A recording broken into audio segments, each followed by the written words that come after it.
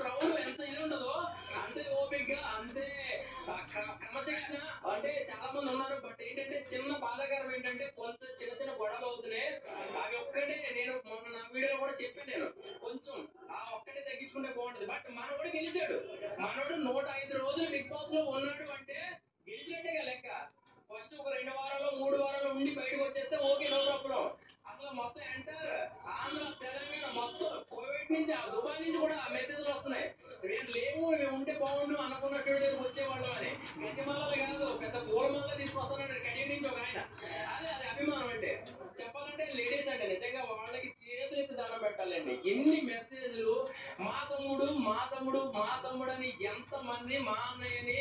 రాఖీ పండుగ మొన్న ఎప్పుడు అయిపోయింది కానీ ఇప్పుడు మొదలయ్యేది. నిజంగా చెప్పాలంటే తన కానీ కరెక్ట్ టైంకి వస్తే కనుక జూనియర్ ఎన్టీఆర్ సినిమాలో రాఖీ సినిమాలు ఎంతైతే చేయి నిండిపోతే అలా కట్టేసేటోళ్ళు.